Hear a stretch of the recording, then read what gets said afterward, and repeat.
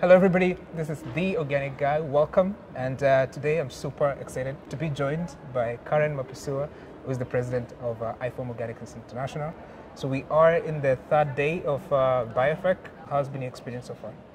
It's been great. For one thing, it's wonderful to be back together again after a couple of years and to be able to meet the organic movement and in all its diversity and talk about the struggles that people have had, but also the successes that everyone's had over the last couple of years. That's been really important.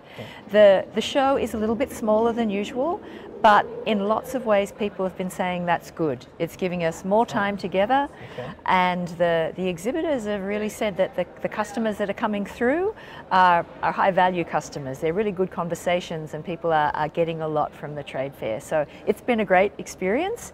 It's exhausting, but it's been a really good 3 days so far. I guess that's some interesting feedback, but a lot of people may not know actually, BIOFACH and IFOAM have very good relationship, working together for a long time now.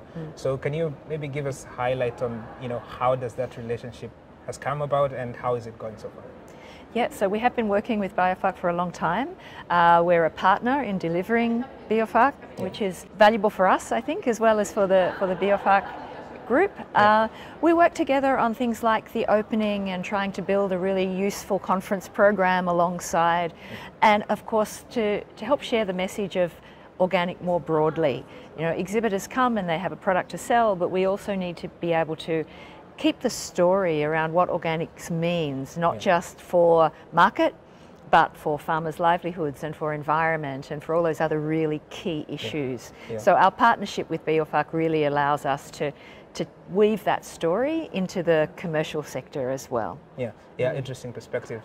Before you joined IFOAM officially as the president, I mean, a lot of your work has been working with small-scale farmers across the Pacific. So can you give us an outlay? I mean, how do small-scale farmers interact, especially organic? How do they view organic from their position? The Pacific is interesting because the Green Revolution didn't really touch us. We grow different crops. So really until only 20 years ago, we were organic by default, but we had really diverse and complex agroforestry systems as the basis of our food system.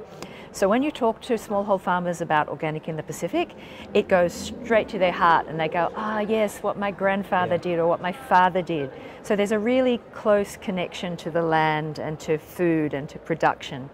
So moving from that traditional concept of organic into certification and markets is not that difficult.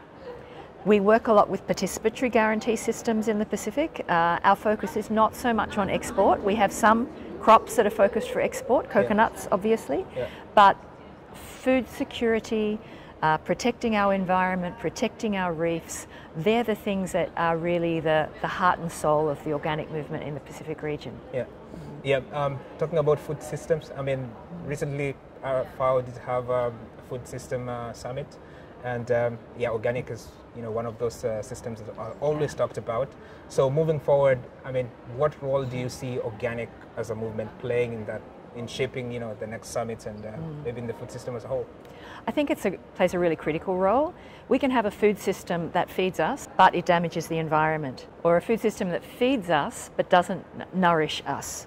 And I think that what organic brings to the table is a system that is going to rebuild our environment, support biodiversity, also support human health through taking the pesticides and the dangerous things out of the food system, but also by growing more nutritious food products that are, I believe it's important that we have a relationship with our food. And in organic, they're often shorter value chains, so you can know your farmer and you know where your food comes from for fruit and veg.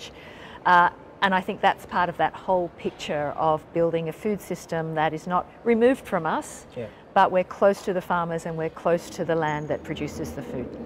The other thing is, of course, now you are the president of IFOAM. I know there's some of the things that are very close to your heart, women involvement, youth, and all this kind of thing. So from your perspective and from your position, what are some of the things and priorities that you're looking to work on? It's always hard to get priorities when there's so many areas of work to do. Yeah. But one of the big priorities for us as an organic movement is really identifying where we can add the most value. So where we can provide the most support to farmers, the most support to the organic movement. So it will be around refining our work on policy support and advocacy, and linking agriculture and organic agriculture production to the big issues, climate change, biodiversity loss. If we can do that, that will also help our governments understand the importance of supporting organics and organic farmers and really change the policy environment. Yeah. So that's really key. Women, we hold up half the sky, we know that, but often it's an undervalued or under-recognised role in agriculture, and we need to lift that up. Young people, I don't like the expression that, you know, young people are the leaders of tomorrow. Young people lead today, and that's something that we're really looking at supporting in the organic sector as well.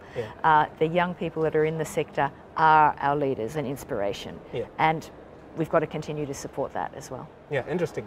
Based on that, I think the organic movement does have a great future. So as we conclude, I mean, what message do you have to the organic community as a whole? I think the message for the organic community, actually I don't have a message for the organic community. We know what we're doing. My message is for the rest of the world is eat organic, buy organic, support our farmers, and through doing that you're not only helping yourself, you're helping the planet. And we all need to work together to get us through the challenges that we're facing. All right, I think the message is very, very clear. Thank you very much for your time.